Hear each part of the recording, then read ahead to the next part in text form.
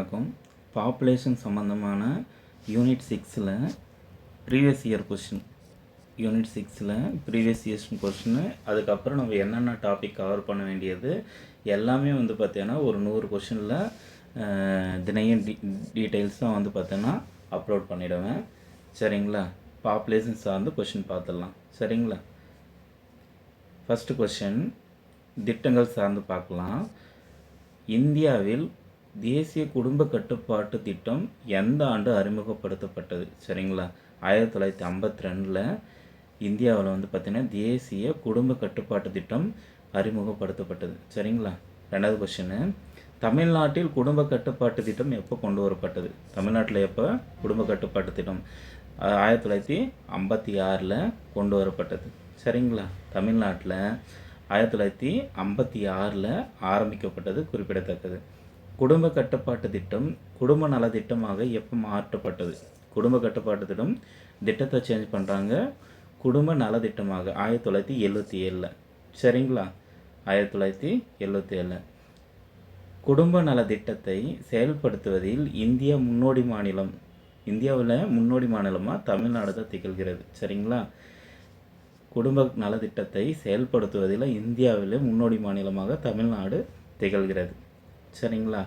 தேசிய குடும்ப கட்டுப்பாடு இழப்பீடு திட்டம் அப்படின்னு சொல்லிட்டு NFPASன்னு சொல்லிட்டு தொடங்கப்பட்டது. 2005 தொடங்கப்பட்டது. தேசிய குடும்ப கட்டுப்பாட்டுக்கான இழப்பீடு திட்டம். சரிங்களா? ஆப்ரேஷன் பண்ணும்போது ஏதாச்சும் உயிரிழப்போ இல்லை ஏதாச்சும் நடந்துச்சுன்னா அவங்களுக்கான இழப்பீடு கொடுக்கணும் அப்படின்றது தான் இந்த 2005 சட்டம் சொல்லுது. சரிங்களா? தேசிய மக்கள் தொகை ஆணையம் NPC எப்போது தொடங்கப்பட்டதுன்னு கொஷினு. மே 11, 2000 பார்த்தீங்கன்னா தேசிய மக்கள் தொகை ஆணையம் பார்த்தீங்கன்னா தொடங்கப்பட்டது 2000 மே மாதம் 11. சரிங்களா? அடுத்து ஜான் சங்கா ஸ்திரியா கோஷ் JSKன்னு சொல்லுவாங்க. எப்போ தொடங்கப்பட்டது அப்படின்னா 2005. சரிங்களா? 2005 தான் பார்த்தீங்கன்னா ஜான் சங்கியா ஸ்ரிதா கோஷ்ன்றது தொடங்கப்பட்டது. சரிங்களா? முதல் தேசிய மக்கள் தொகை கொள்கை அறிவிக்கப்பட்டது பார்த்தீங்கன்னா 1976. முதல் தேசிய மக்கள் தொகை கொள்கை அறிவிக்கப்பட்டது 1976. சரிங்களா?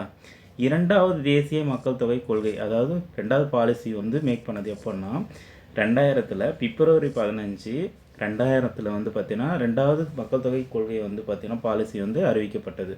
சரிங்களா?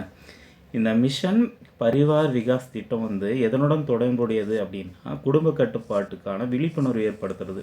சரிங்களா? குடும்ப கட்டுப்பாட்டுக்கான விழிப்புணர்வு ஏற்படுத்துறது தான் பரிவார் விகாஸ் திட்டம் தொடங்கப்பட்டது. சரிங்களா? தேங்க்யூ. நெக்ஸ்ட் வீடியோவில் பார்ப்போம்.